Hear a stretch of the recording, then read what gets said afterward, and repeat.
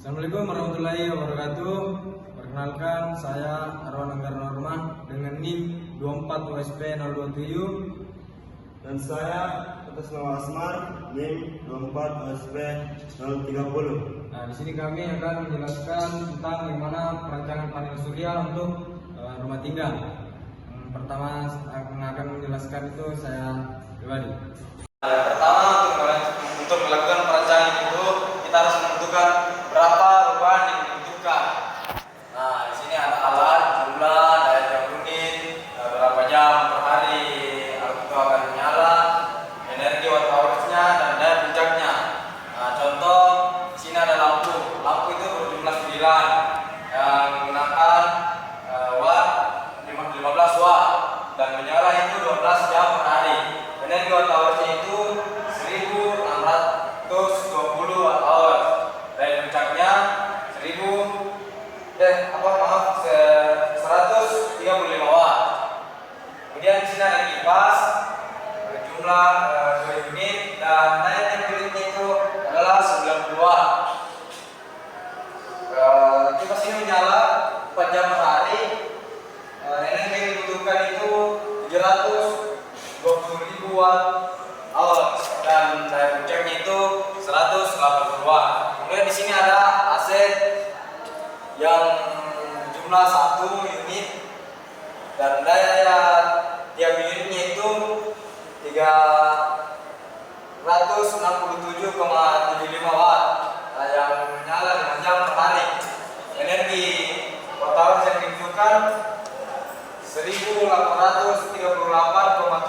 watt hours dan puncaknya 367,75 watt. Kemudian ada kulkas 1 unit dan membutuhkan 500 watt, nyala 24 jam per hari. Energi watt hours yang dibutuhkan ini 12.000 watt hours dan daya puncaknya itu 500 watt. Pompa 1 unit, daya tiap unitnya itu 300 watt. Dia nyala 15 jam per hari. Energi watt hours-nya 450.000 watt hours dan daya puncaknya 300 watt. Kemudian ada rice cooker 1 unit, daya tiap unitnya 350 dan nyala 7 jam per hari. Energi watt hours-nya 262,50 watt hours dan daya puncaknya itu 350 watt. Kemudian ada HP 1 unit menggunakan 45 watt dan 1 jam per hari untuk pemakaiannya dan energi watt hours-nya itu 45 watt hours dan daya puncaknya 45 watt. Kemudian ada TV 1 unit menggunakan 100 watt dan 2 jam per hari untuk nyalanya. Energi watt hours yang dibutuhkan 200.000 watt hours dan daya puncaknya itu 100 watt. Kemudian mesin cuci 1 unit, daya unitnya 500 watt, nyala 15 jam per hari. Kemudian energi watt hours-nya 750.000 watt hours. Kemudian daya puncaknya watt. Nah, di sini ada total beban yang dihasilkan, yaitu untuk energi watt hours-nya 17.886,25 watt hours per hari dengan 17,89 watt hours per hari dan daya puncaknya itu 2.477,75 watt sama dengan 2,84 kilowatt. Nah, kemudian ada perhitungan energi.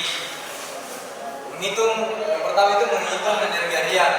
Energi listrik harian dihitung menggunakan rumus yaitu energi atau watt hours per hari dikurang daya watt kali waktu pemakaian berapa jam per hari jumlah unitnya.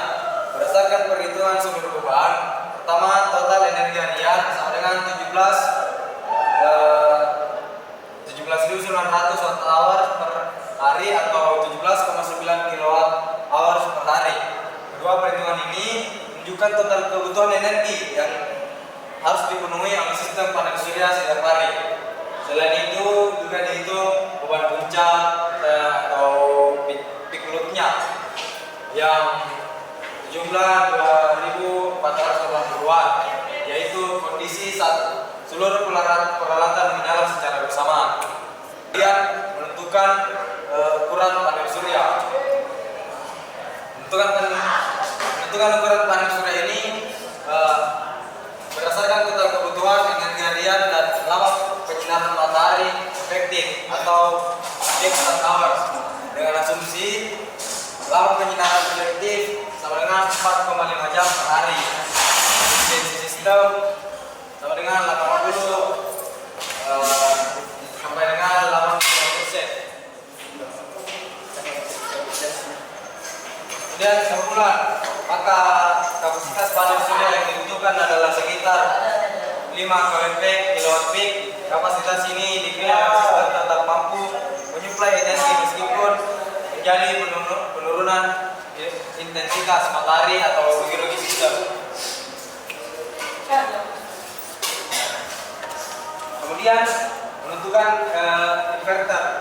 Inverter berfungsi mengubah DC dari panel surya dan baterai menjadi AC 220 volt yang dapat digunakan oleh peralatan listrik. Dalam pemilihan inverter perlu diperhatikan beban puncak sistem sama dengan 2,48 kilowatt. Arus awal atau servicenya itu dari peralatan bermotor seperti AC, kulkas, mesin cuci. Kesimpulannya, arus rekomendasi yaitu inverter pure sine wave atau yang kedua kapasitas 4 sampai 5 kilowatt, yang ketiga charge power 8 sampai 10 kilowatt, yang keempat sistem tegangan 4,8 volt. Pemilihan inverter ini bertujuan menjaga sistem tetap stabil dan aman. Nah, kemudian penjelasan berikutnya akan dilanjutkan oleh rekan saya yaitu Asmar. Oke, baik, di sini saya akan melanjutkan penjelasan dari teman saya, yaitu menentukan charge controller atau MPPT. Menentukan charge controller. Charge controller berfungsi mengatur pengisian baterai dan panel surya agar tidak terjadi kelebihan arus maupun tegangan. Jenis yang digunakan adalah maksimum power point tracking, karena pertama yang efisiensi lebih tinggi, kedua mampu bekerja optimal pada berbagai cuaca dan cocok untuk sistem daya menengah hingga besar. Spesifikasi yang direkomendasikan adalah pertama PPT 2 input, tegangan input 80 sampai 450 volt DC, arus 30 sampai 60 ampere, dan mendukung daya magnet hingga kurang lebih 9 kWp. Selanjutnya menentukan kapasitas baterai. Menentukan kapasitas baterai. Baterai berfungsi sebagai penyimpan energi untuk digunakan saat malam hari atau saat matahari tidak tersedia.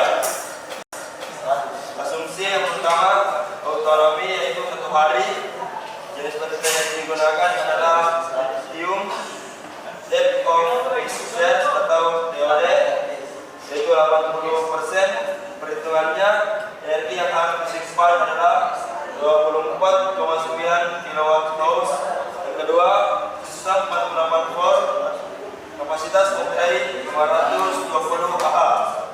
Kesimpulannya, rekomendasi konfigurasi baterai lithium 48 volt kali 520 Ah. Kapasitas ini cukup untuk menopang sistem selama 1 hari tanpa sinar matahari. Produksi tahunan dan bulanan. sekitar 5 kWp. Sistem diperkirakan mampu menghasilkan yaitu produksi harian sebesar 25 sampai 27 kWh per hari. Kedua, produksi tahunan yaitu sebesar 9.000 sampai 9.800 kWh per tahun.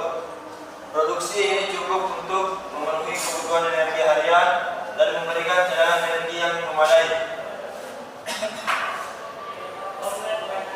Estimasi penghematan.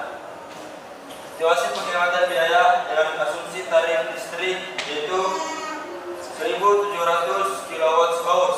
Maka estimasi penghematan yaitu harian Rp30.000, bulanan Rp900.000 sampai Rp1.200.000.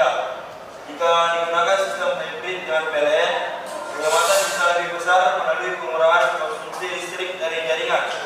Kesimpulannya yang pertama, sistem PLTS dan kapasitas kurang lebih 5 WP mampu memenuhi kebutuhan energi sebesar kurang lebih 18 kWh per hari.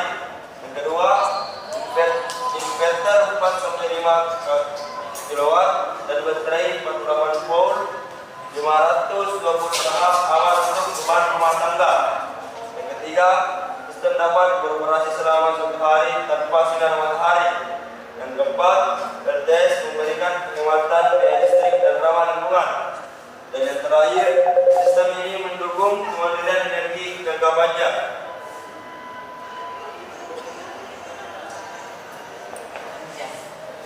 Nah, mungkin cukup sekian penjelasan dari kami.